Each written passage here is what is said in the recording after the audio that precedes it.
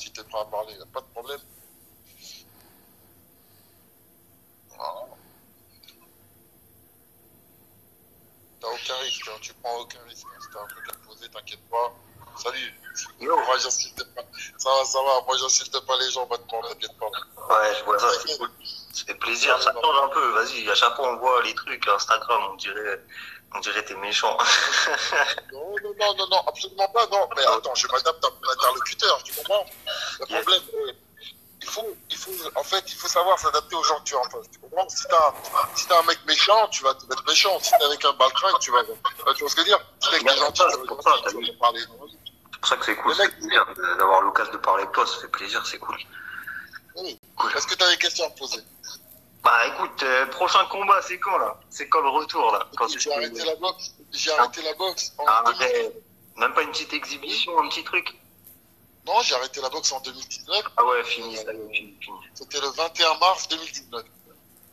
Regarde, si tu arrives à avoir Facebook en même temps que je te parle, est-ce que tu arrives à avoir Facebook sur une vidéo ou un truc à côté de toi? Tu peux ou pas? Je vais regarder ça sur mon ordinateur. Voilà, tu prends ton ordinateur, et si tu peux filmer ton ordinateur, je peux même t'inviter à voir certaines choses que j'ai faites, tu vois. Tu vas voir le Facebook de Paris Fight, tu vois, tu fais Paris Fight. Et tu verras même que il y avait des gens qui parlaient sur moi. Tu as des questions à me poser, comme ça je vais te dire directement. Sur quoi tu m'as dit? Des questions à me poser. Comme ça, tu pourras filmer ton écran d'ordinateur et puis montrer aux gens. Ah, attends, vas-y, tu m'as dit d'aller sur quoi? Si tu as des questions à me poser, tu vois, comme ça, je te montrerai les réponses directement sur Internet, je te dirai directement. Tu montreras, tu filmeras ton écran, comme ça, tu leur montreras en pleine gueule aux gens. Tu vois ce que je veux dire? Non, mais vas-y. Parce que les mecs, en fait, le problème des gens, c'est que même si tu leur mets la tête dans le caca, ils font semblant de t'avoir. Tu vois? Ouais, c'est ça. C'est ça, gros. En fait, les mecs, ils essayent de te faire passer pour ce que t'es pas, cracher sur toi, cracher sur le palmarès, cracher sur ma vie, mais moi j'ai une vie, moi. Moi, je raconte pas d'histoire fantastique. Mais alors, dis-moi, juste moi, je veux savoir, parce que franchement, du coup, j'avoue, comme je parle avec toi, ça fait plaisir. L'histoire avec Booba, ça part de quoi? En fait, c'est très simple, parce que j'avais Caris qui était en difficulté, à l'époque, personne ne lui parlait truc, etc. En fait, il l'avait mis un peu dans le truc. Moi, je l'ai vu venir chanter à Grigny, il est venu chanter à Grigny, et comme il avait fait une chanson où il m'avait honoré, j'ai dit, tiens, je vais le féliciter, merci pour ça. Et quand je l'ai rencontré, je lui ai dit, on a commencé, j'ai trouvé sympathique.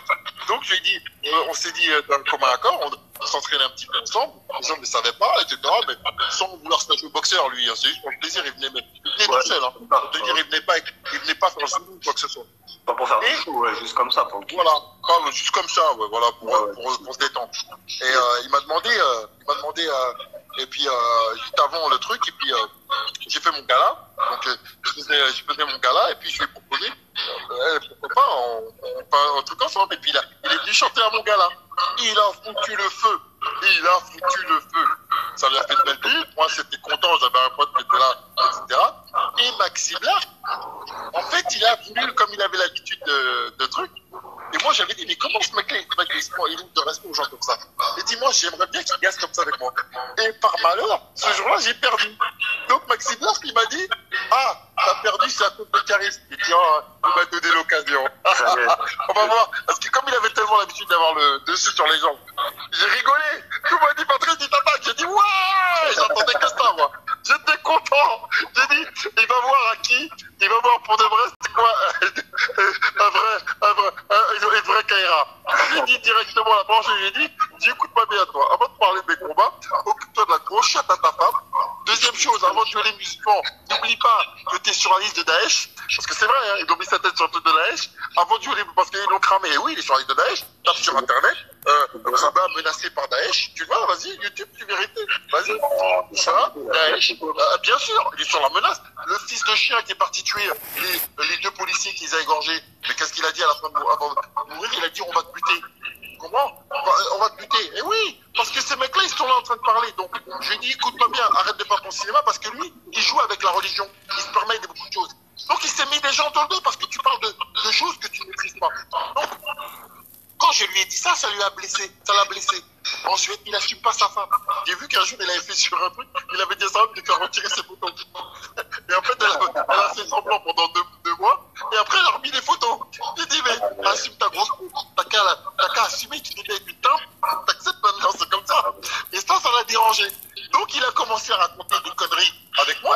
ça allait s'arrêter quand lui, c'est le... Et après, il a fait le comble de la comédie. Tu sais ce qu'il a fait? Un jour, il m'a invité, il m'a envoyé des messages privés. Il m'a dit, ouais, t'es chaud? On se voit? Je lui ai dit, t'inquiète pas, je serai à l'aéroport. Il dit, à l'aéroport? À l'aéroport? Il m'écrit comme ça. Arrête. Finalement, attends une seconde. Et après, c'est ce qu'il fait. Et il est donc, à l'aéroport. Je le laisse dans son délire. D'accord? Et je le laisse dans son délire. D'accord? Et finalement, attends, les enfants qui bougent là, excuse-moi. À Scarface, donc, je te disais. Et donc, je le laisse dans son délire. Et il a commencé à flipper. Il a demandé à être escorté par la police quand il a su qu'il allait venir me chercher à l'aéroport. Donc, j'ai dit, ah, c'est ça, le Toulouse. Et oui, il y a même un enregistrement que j'ai mis sur mon Instagram où tu entends un mec de l'aéroport qui nous explique que, en fait, il savait même pas qui j'étais, etc. Et sa meuf, elle a entendu directement le mec qui est en train de dire, ouais, il y a Patrice Carteron qui va venir me chercher à l'aéroport. Donc, oulala, venez m'escorter. Donc, lui, il se faisait escorter par les keufs. Donc, je voyais entre sa comédie qu'il fait sur Internet et la réalité, c'est deux mondes différents. Ensuite, il m'invite dans une boîte de nuit. Donc, genre, on va s'embrouiller dans une boîte de nuit avec tous les mineurs, tout le monde. De la comédie. Ouais. Je lui dis ok. Donc qu'est-ce que j'ai fait? Je dis ok. Quelqu'un pour pas te faire, et tu sais que tu peux pas ici à ce moment-là. Mais tu sais très bien que tu peux pas, les gens vont arrêter, c'est du cinéma. Donc qu'est-ce qu'il a fait? Il m'a pris pour un imbécile. Donc qu'est-ce qu'il a fait? Je l'ai fait, je joue, va là-bas, c'est bien. Va là-bas. Donc qu'est-ce qu'il a fait? Qu'est-ce qu'il a fait quand il a vu que ça marchait pas? D'accord? Quand il a fait son cinéma, il est venu avec plein de Zoulous, il avait plein de cinéma et tout ce qui bouge. Alors, il est pas là à Carteron, tu sais ce que j'ai fait? Je suis allé directement devant chez sa mère, je lui ai dit, Maxime lave. La salle, on lave pas en public, on lave en famille. Regarde où je suis. Et je lui ai montré. Depuis, il a arrêté de jouer une seconde. Non. Et depuis, il a arrêté de jouer les voyous avec moi. Et moi, t'as pas compris. C'est pas quand toi tu décides que ça compte. C'est pas quand tu... L'arroseur arrosé, de toute façon. Le gars, il rentre. Exactement. T'as voulu le rendre fou, ça veut dire. Exactement. Et en plus, le mec, il s'est permis de me dire à moi que j'étais un lécheur de cul de blanc, sous prétexte que, on vit en France, on est français, d'accord? On est français, point barre, quelle que soit la couleur, etc. Qu'est-ce qu'il a essayé de faire croire? De dire que donc j'étais un lécheur de cul de blanc. Déjà, la première chose, tu es métisse, donc ta mère, elle est blanche. Respecte ta mère, déjà, ça ne peut-être pas. Moi, mes enfants, ils sont métis. Devant Dieu, jamais je pourrais dire des trucs pareils. Ça veut dire que je manque un respect à toute la famille. De l'autre côté, tu te mets avec une meuf, c'est la reine des tapins, la reine des tapins qu'aucun blanc digne ne voudrait accepter. Non, mais ne parle pas, rentre pas dans ce délire, rentre pas dans ces trucs-là avec moi. Tu vois ce que je veux dire? Donc, lui, il est rentré dans un jeu qu'il fallait pas jouer avec moi, tu vois. Et ensuite, il avait continué à faire quoi? À dire aux gens que moi, j'étais au Front National. De raconter des conneries, tu sais, des trucs, etc. Il est malade, ce mec. Donc, il continue dans son délire. Mais il n'y a pas de souci. Tu vois ce que je veux dire? En fait, c'est facile à vérifier, en fait. Il y a toujours des traces, des potes, des trucs, des petits, moi, je vote pas depuis 2012-2013, d'accord? La dernière fois que j'ai voté dans ma ville, c'était pour mon pote qui s'était présenté aux élections municipales. Depuis, j'ai jamais voté. Donc, c'est simple. Tu vois, le pauvre, il est tombé sur un mur, mais un mur de chez mur. Ah ouais. Le pire, c'est que le mec, je l'avais défendu il y a 5 ans, tu vois, Baderari menace Booba. Le mec, il se faisait menacer, c'est moi. Oui. Ah putain, je me souviens trop bien de ça en plus. Eh oui, tu te rappelles de cette histoire. Et c'est moi qui ai fait une interview à l'époque. Au lieu de t'en prendre un petit rappeur, viens prendre Carteron. Et c'est comme ça que ça a démarré l'embrouille avec ce mec-là. Tu vois ce que je veux dire? Donc, à la fin, j'ai fait une vidéo où j'ai dit, tiens, regarde ce que je suis devenu parce que là, tu prenais Fantarlou. Et dit merci Booba, ça veut dire merci pour le prétexte. Il a réussi à raconter comme si c'était merci. Genre, il avait lancé ma carrière. Ouais, sauf que t'as oublié que ma carrière, je l'avais faite avant que tu connais. Moi, je passais chez Claire Chazal. Mes gars-là, tu peux le voir sur TF1, le championnat du monde. Claire Chazal qui dit Patrice Carteron, championnat du monde à Évry 2012, etc. Et tu peux le vérifier sur YouTube. Tu vois aussi mon combat contre Bob Sapp au Stade Gerland en direct live sur Canal+, avant le Real de Madrid. En fait, tu peux pas dire des conneries pareilles sur moi. Tu peux pas dire à moi qui était déjà à Bercy, qui a fait le Vodafone Arena, qui a fait des salles que même les Français ne connaissent pas, qui a fait le tour de Turquie jusqu'en Australie, jusqu'en Hongrie, et je ne sais où, c'est qui je suis. Tu me dis pas à moi que tu as fait ma carrière. C'est pas possible. Non, ouais, je vois. Tu vois ce que je veux dire? Bien sûr, donc c'est là, mais le problème, c'est qu'un mensonge dit une fois est un mensonge. Un mensonge dit 10 fois, ça devient, les gens commencent avec moi. Un mensonge dit 1000 fois, ça devient une vérité. Et un mensonge dit 10 000 fois, toi-même t'y crois après. Voilà. Eh ben, alors imagine 1 million de fois qu'on raconte des conneries. Donc à un moment donné, moi tu me parles de moi, de ma carrière. Ok. Les mecs qui font des combats de moi, tu verras sur internet, tu trouveras deux combats. Un combat en 2000 qui date de 2005, Attila Karax. Moi j'avais 1 an de boxe. Moi quand j'ai commencé la boxe, c'est ce que j'ai fait. Au bout de mon premier combat, j'étais pas en pro. En bout de 1 an, je suis allé au tournoi au Cain. Et tu sais ce que j'ai fait? J'ai fait un tournoi de 3 combats et c'est en finale que je parle de combat alors que je n'ai que 1 an de boxe. Contre des mecs qui avaient déjà 10 ans de boxe. Tu vois ce que je veux dire? 1 an de boxe. D'accord? Derrière, j'ai perdu, en 2009, j'ai perdu un combat. Au bout de 5 ans, j'ai perdu une défaite. Et en 2016, j'ai perdu un combat au point. Les mecs, ils te racontent une histoire. Personne n'a aussi peu de défaites que moi. Les mecs, ils te racontent. Tu sais combien de combats je faisais, moi, par an? Il y a un moment donné, entre 2006 et 2007, j'ai fait les boxeurs, ils font un ou 2 combats par an. Ouais. Moi, j'en faisais, à un moment donné, j'en ai fait 12 d'affilée. 12 d'affilée. Hein? Dans la même année? 12 dans la même année. J'ai boxé 4 semaines d'affilée en Turquie. J'enchaînais tous les combats en France. Je tabassais tout le monde par KO au premier round. Tous y sont passés. Les Alban Gallonier, Brice Didon, tape leur nom. Alban Gallonier, champion d'Europe de kickboxing. Abandon au premier round. Par contre, je me souviens, il y avait un combat contre un gars là. Putain, je me souviens plus. Un ricain, non? Un gars. James Wilson. Je crois que c'est ça, même c'est parti en couille à la conférence de presse. Voilà, le coup de genou que je lui ai mis dans la tête. Même un combat comme ça, c'est le mec. C'est le il nous a coûté un bras. Quand ce gars-là, je l'ai mis KO, écoute-moi bien. Tu sais ce que les gens ont raconté? Le mec, tu vois dans My Box, ils te disent, tu vois des combats de lui. Eh ben, tape juste James Wilson, VS, je sais pas, tu tapes des trucs, tu trouves. Le gars, il combattait déjà en 2012, hein, dans des combats pro, dans des gros galas. Même en France, on n'organise pas comme ça. C'est des gros chiens de télé en Roumanie. D'accord? Le mec, ils ont osé. C'est tellement immense, ils ont osé dire que le gars, il avait 0 combat. Ils sont trop forts. Tu vois ce que je veux dire? Ensuite, tu vois que le mec a 0 combat. Non, pourquoi ils ont dit ça? Mais bien sûr, les gens disaient, ils disaient, Carteron, c'est un faux boxeur, c'est je sais pas quoi, mais ils sont bien par le mec. Ils sont trop forts. Ça, je sais pas. Tu vois ce que je veux dire? Ouais, je vois le délire. Après, les mecs, ils viennent te dire, écoute-moi, ils viennent te parler de boxe taille. Ils te disent, en boxe taille. Écoute-moi bien. Je sais pas si tu as déjà été en Thaïlande. En Thaïlande, il n'y a pas de poids lourd en Thaïlande. D'accord? Il n'y a pas de poids lourd. Donc, moi-même, c'est moi qui le dis, c'est truc. Ils disent, quel boxeur taille, t'as boxé en Thaïlande? Mais connard, t'as déjà vu un Thaïlandais de 120 kilos, de mec? Pas grave, non, j'avoue que là. Donc, moi, les seuls que j'ai boxés, écoute bien, tu vas taper le nom, je vais te montrer un mec. Attends, je vais te montrer pour toi un peu la boxe, là, et tu vas montrer l'écran aux gens. Tu tapes Rico, Verhoeven. Rico, Verhoeven. Verhoeven, ouais. Voilà, et tu tapes VS Andrei, Andrei. Écoute bien, le mec que j'ai allumé en demi-finale, les Thaïlandais, ils ont tellement pété. Regarde bien, ce mec-là, il est dans une organisation connerie, je sais pas quoi. Il regarde bien la fin du combat, il se fait démonter la gueule. Il se fait démonter la gueule par le mec que moi j'ai éclaté, que j'ai pas éclaté, je lui ai fait l'amour.